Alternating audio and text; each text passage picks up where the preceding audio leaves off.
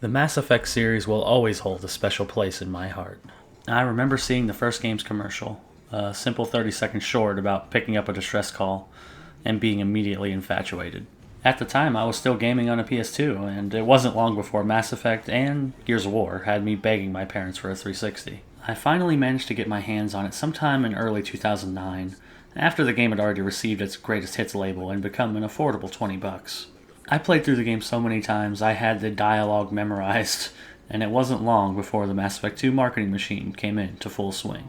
I watched every trailer over and over and over, salivating over every last detail I could find. I even bought specially labeled Dr. Pepper bottles to put the codes in to get some really terrible armor DLC. Needless to say, I loved Mass Effect 2 when it came out in 2010. In this video I'd like to explore my love for Mass Effect 2 in depth, with 14 years of insight and retrospect on my side, to answer a simple question. Is Mass Effect 2 as good as I remember it being?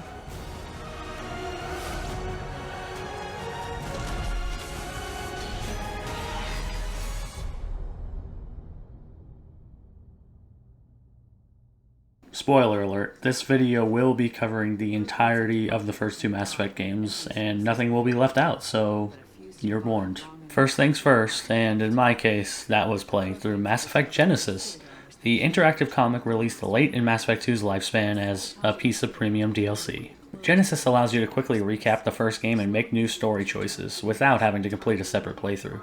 The comic's art is nothing spectacular, but it does an admirable job at getting you up to speed with the happenings of the Mass Effect universe. I doubt it will do too much for someone who has no previous Mass Effect experience, but as a refresher, it's perfect. The only thing I can fault is the weird panel of Tali and Garrus dual-wielding pistols, and I only fault that because I'm bitter it never actually happened in the game. It's been 14 years since the release of Mass Effect 2, and the opening is still as fresh as ever. It's short, sweet, and absolutely brilliant in its execution. It lets you quickly reminisce with your old Commander Shepard before ripping everything you knew to literal shreds. The excellent use of sound, or I should say lack of sound, gives Shepard's death a lot of weight, even though you know it's not going to stick. It serves as a great introduction to the darker tone the middle part of the trilogy emphasizes. This scene then transitions straight into an in-universe character creator, letting you reconstruct Shepard with whatever changes you desire without having to break the immersion. All I really have to say about the intro is that it's perfect and I have no notes. Immediately upon waking up as the newly rebuilt Commander Shepard, you're forced to fight for your life against a horde of rampaging mechs. This sudden toss into combat comes with the introduction of thermal clips. To this day, I still resent the introduction of ammo into the Mass Effect universe entirely. I absolutely loved the explanation of why guns had infinite ammo in the first game. It was an amazing codex entry. The ammo magazine is a simple block of metal. The gun's internal computer calculates the mass needed to reach the target based on distance, gravity, and atmospheric pressure, then shears off an appropriate-sized slug from the block. A single block can supply thousands of rounds, making ammo a non-issue during any engagement. It really feels like they had to introduce ammo due to the new focus on snappy cover-based combat, and they came up with the lore to make up for it later. The shooting itself is an obvious improvement over the first game. It feels precise, and you no longer have to pump points into a gun stat to hit what you're aiming at. Kinda like a budget Gears of War with biotic and tech powers on top.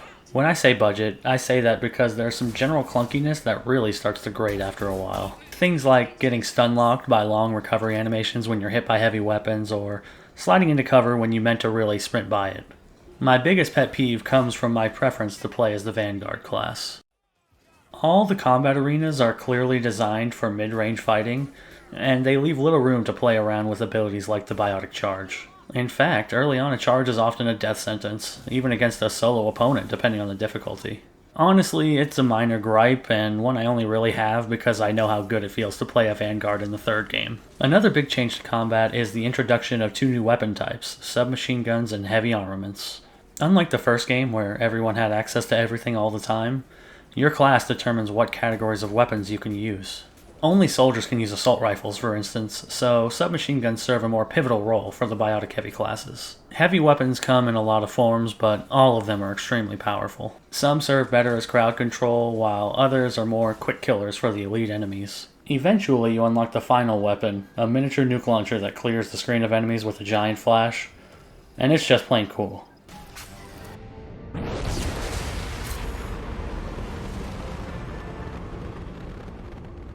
Heavy weapon ammo is something of a rarity though, so you have to weigh each scenario carefully to avoid wasting it. Nothing worse than running into a boss and finding out that your black hole gun has run dry. Once you make it out of the opening missions, you're quickly given the keys to a new ship and a mostly new crew to staff it. This unlocks the galaxy map and, finally, the freedom to choose your next objective. The structure of Mass Effect 2 is somewhat similar to that of a heist movie. First you build the crew, then you have a few primary story missions and smaller set pieces to keep things interesting while you build up the crew's trust, and then finally, you proceed to the climactic scene. Here you start with 4 dossiers on potential recruits to gather. Now, being the completionist that I am, I immediately went about the business of exploring the galaxy instead.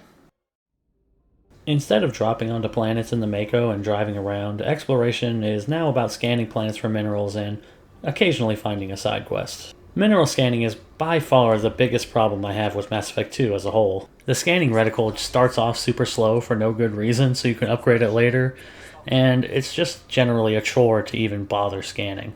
This orbital mining gets old before you can even deplete your first planet of its resources. Unfortunately, you need the minerals you receive here to get a wide variety of crucial upgrades like shield strength and ammo capacity. Compounding this is the fact that you need to buy both fuel and probes constantly from fuel stations to keep mining, which means you'll have to backtrack on the galaxy map a ton while you're out farming for especially Ezo. There is one silver lining in this tedium, and that's the planet's descriptions. Every single planet has an oftentimes lengthy description associated with it, and they usually contain a bunch of interesting facts and lore that you won't find anywhere else. The side quests in Mass Effect 2 are known as N7 quests, and they're a big improvement over the first game. The original Mass Effect had a bunch of boring side missions sandwiched between boring dialogue scenes that were rarely worth doing. Mass Effect 2, on the other hand, has a handful of bespoke side missions that are generally a joy to play through. These range from a solo mission to explore a starship wreck teetering on the edge of a cliff, to full-on combat scenarios complete with their own decisions. One standout involves a missile base being taken over by Batarian terrorists, and Shepard having to make a choice between saving the civilian residents of the nearby colony, or the colony's only spaceport, saving the infrastructure instead. These side missions feel rewarding for players who want to explore and engage with the Mass Effect universe on a deeper level, and I'd say they're all worth doing, at least on a first playthrough.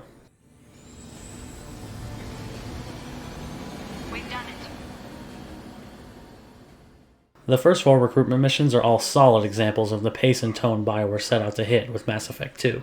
They're all fairly combat heavy, but also feature a good amount of banter and dialogue breaks to offset the action. The entire game is essentially a series of vignettes, each mission generally being a one-off story that doesn't really tie into the main narrative. Shepard may be gathering this group for a singular purpose, but most of the crew is there for their own reasons, and they all have their own goals to achieve. It's the consistency of quality in Mass Effect 2 that really makes it so memorable. I can't say every mission in the game is a home run, but I can't think of a single one that isn't worth at least seeing. You're working too hard.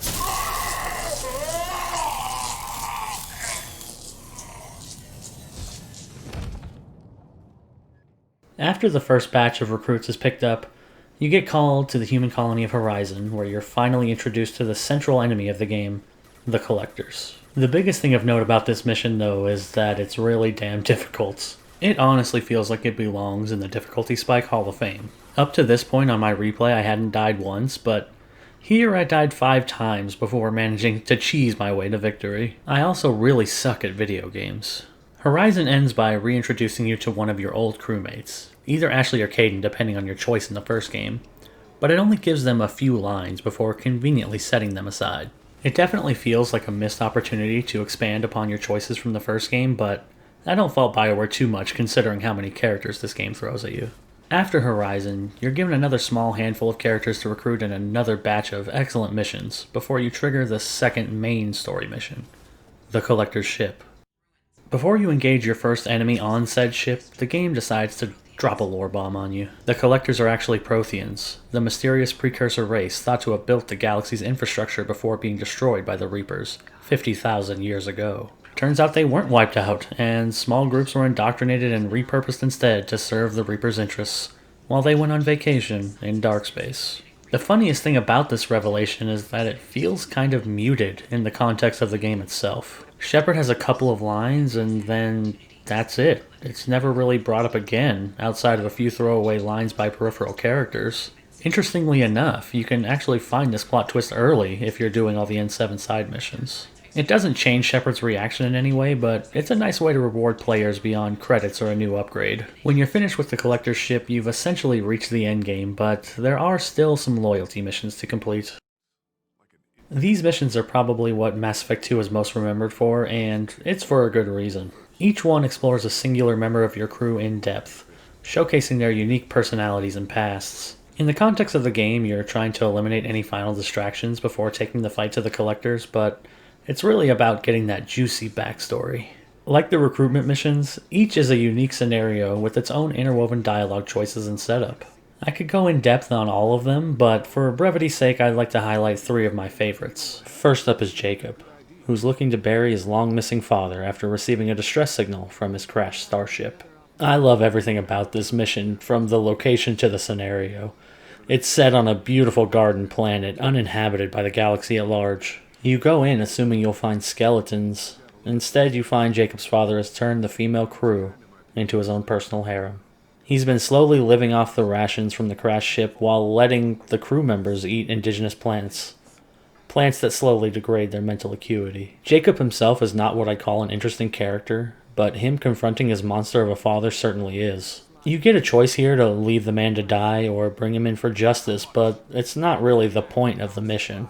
The point is to see Jacob front and center, confronting evil on a personal level. Whether he rises above it or falls into the temptation of revenge, though, is up to you. We'll secure him for an Alliance court. For every year here, he'll have 10 to think about it. Give him all the time in the galaxy. The man who did this doesn't know right from wrong. I'm sorry, Jacob. I did the best I could. I'm 10 years past believing that.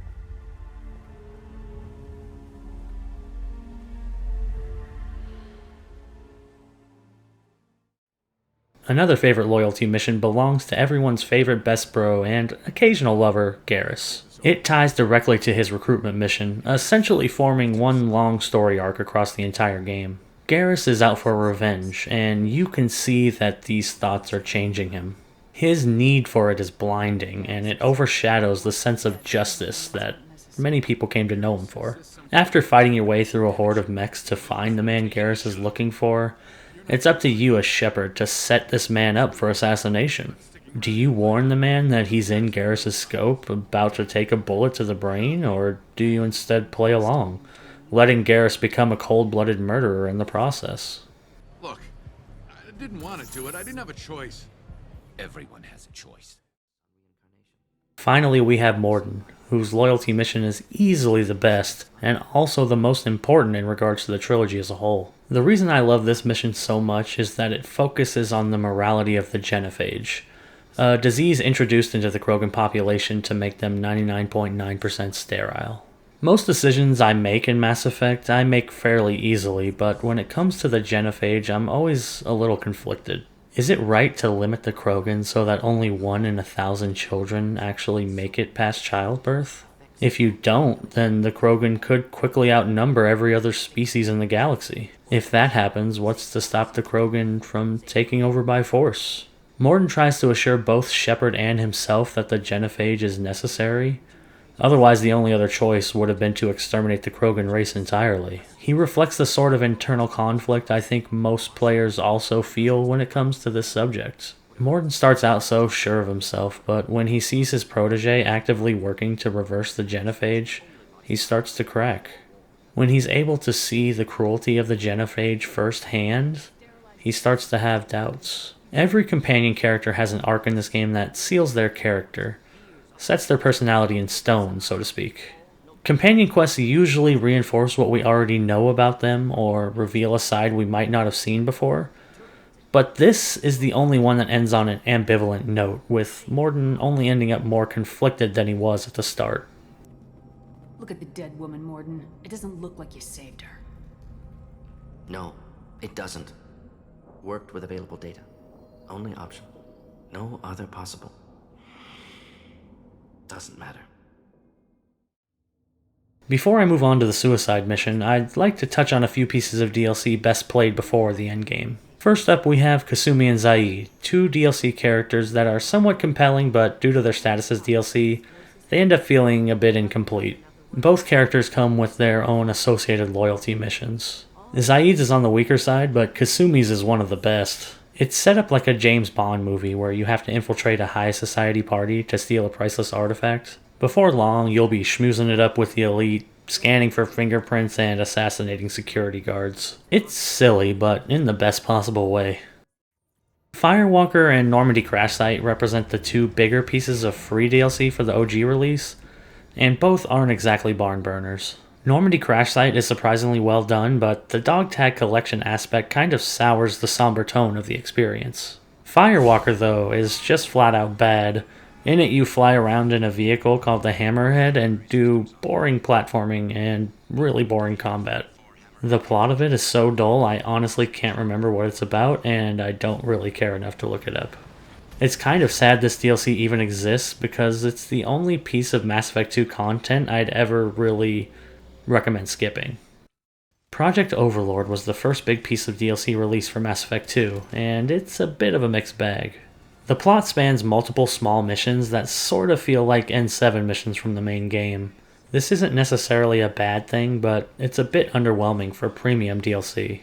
Luckily, the final part of the DLC is fantastic. Throughout the smaller lead-ups, you'll learn that the main researcher for the project is using his autistic brother for experiments.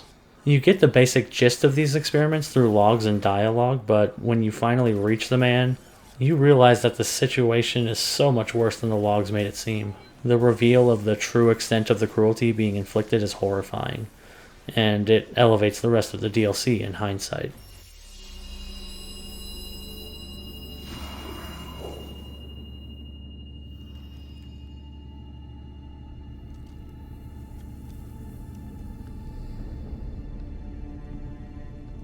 Quiet. Please, make it stop.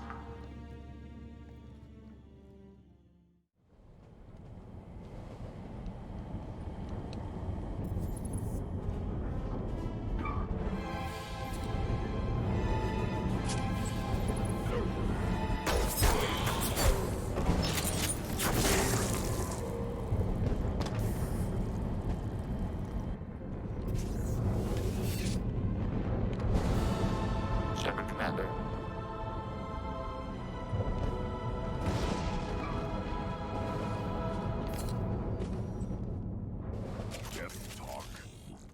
Before you can make your final assault on the Collectors, you have one last errand to run: retrieving an IFF device from a derelict Reaper. Of course, the group who was studying the Reaper has gone dark, so it's up to you to investigate the obvious trap being set up here. At first, it seems like your standard Reaper indoctrination gone wrong type of thing until you find Legion, the final potential crew member Shepard can recruit. Legion serves to undermine everything the player has learned about the Geth prior to this point. He represents a schism in Geth culture, showing that they're more than just galactic boogeymen. He's a fascinating character, and every single bit of dialogue you get out of him is a treat. With Legion in tow, the crew is finally ready to attack the Collectors at home, but not before they kidnap the entire crew of the Normandy to spice things up. Fun fact, if you do more than one mission between this kidnapping and the endgame, people die. In-game, they call this final mission the suicide mission because it's expected that some of your companions won't make it out alive. You pick which companions among your ragtag group will do specific jobs, usually putting them in more danger than the rest. Every moment is tense because a stray bullet or laser blast could mean the death of a character you spent 40 hours getting to know. It's presented almost like a movie. The cinematography of the cutscenes here is peak. Even though I knew everybody would be fine because I bought every upgrade and know who's the best for each job, I was still on edge this playthrough. It's one long firefight full of close calls, and it unfortunately culminates in a really stupid boss fight. The human Reaper is just plain dumb, and I really feel like that's inarguable. At the time of release, I didn't really pay much attention to it, but it just seems so out of place. How does human goo power a machine? Why does it have exposed tubes that present themselves as obvious weak points? And why is the Reaper shaped like a human and not the same shape as every other Reaper? They kind of try to explain it away, but it just seems like this Terminator-esque machine was put here solely to serve as a final boss fight.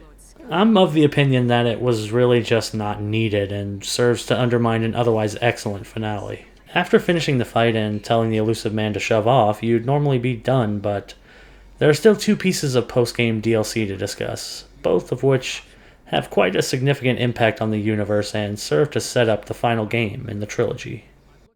Lair of the Shadow Broker is amazing. It's better than it has any right to be. Not a moment is wasted as you start your quest to find the Shadow Broker, with Liara narrowly avoiding an elaborate assassination attempt. Shepard teams up with an Asari Spectre at the crime scene in the hopes of finding Liara before she's killed, and a ton of fast-paced action ensues. You eventually move on to the Shadow Broker's ship with Liara, and it's easily the most stunning location in the entire game, DLC or otherwise. This ship travels through a perpetual lightning storm, which allows for some amazing combat scenarios on the whole. Flinging the Shadow Broker guards into the sky and watching them get struck by lightning never gets old.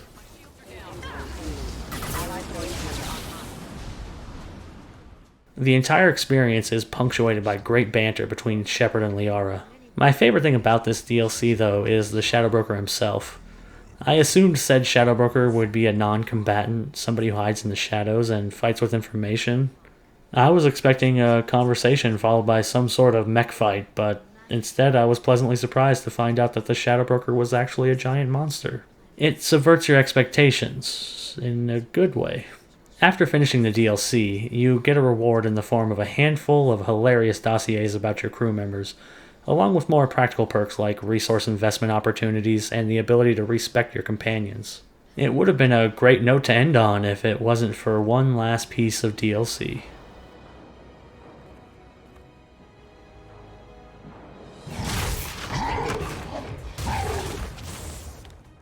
Arrival showcases the arrival of the Reapers to the Milky Way galaxy.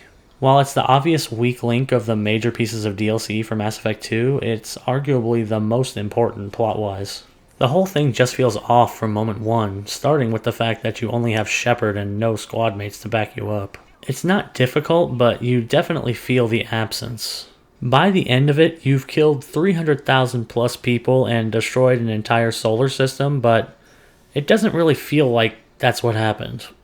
There's no gravitas or pomp or circumstance. It's clear that the budget, or maybe the timetable of this DLC, didn't allow for the kind of cinematography the main game is known for. It's also a bummer that you make no real choices in what should be a pivotal moment for the entire universe. Shepard will always make the decision to kill everyone and slow the Reapers, regardless of your actions. I understand why it has to be this way to set up the third game, but I still resent not being given any input on such an important decision for Shepard's character. Mass Effect 2 is widely considered to be not only the best game of the trilogy, but also one of the best games ever made. It appears BioWare took a lot of the criticism of the original Mass Effect to heart when designing Mass Effect 2, resulting in some sweeping changes along with some expected sequel polish. A lot was sacrificed to make this game a more cinematic and streamlined experience. Loot was dropped in favor of a handful of more well-defined weapons and armor. The exploration of planets was nixed, and skill trees were greatly simplified. You can argue that the game goes too far in this regard, but I'm going to leave that argument for someone else to make. Because Mass Effect 2 may not be perfect, but it's pretty damn close.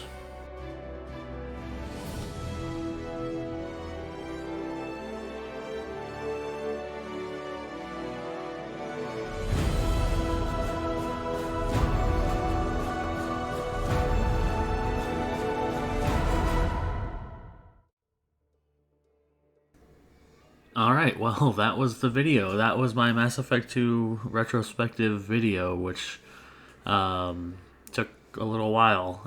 It's about 3:31 a.m. I don't know why I said about, because I'm looking right at the PC clock. It's 3:31 a.m. as I'm doing this because, you know, that's how it goes. You get caught up in things. You end up sitting here till 3:30, 3:31, editing the video to try and get it the way you want it, but still not exactly as I want it, because I'm just not a good enough editor to get there, or a good enough writer exactly. The intro especially, I really hate, so hopefully people can get past that, because honestly, I could not think of a good way to intro this, so I just kind of fumbled through it. So the first minute or two especially, I would change, if I wasn't going to lose my mind already trying to change it. I'm just, coming up with a blank, so hopefully that's okay. People can get through that to the meat of the, video. Because I hate it, but I've been trying to change it over and over, and I couldn't come up with anything better, so we'll have to go with a mediocre intro and hope that that doesn't hurt things.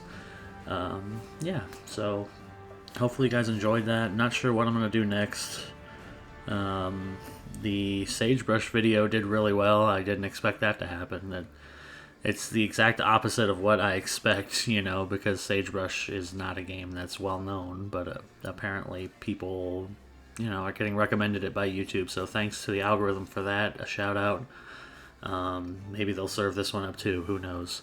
But I love Mass Effect. I'm definitely going to do a Mass Effect 3 video at some point, but this one took so long and was quite a bit, so I'm not sure if I'm going to do that anytime soon. I want to do a short game, like Sagebrush, something like that I can knock out and feel good about a video, in a reasonable time frame. So I don't know exactly what, but a shorter game, not necessarily, an hour and a half like Sagebrush, but something shorter that I can do a video on. And I'm not sure if it's going to be more of a retrospective like this one, or more like the Sagebrush video where I kind of just am almost reviewing it, I guess. I'm not really sure what you'd call the Sagebrush video. I guess you could call it a review or more of a recommendation, since that's the title of it, but I'm not sure what class you'd put that in, and I'm not sure exactly what my next video is going to be either.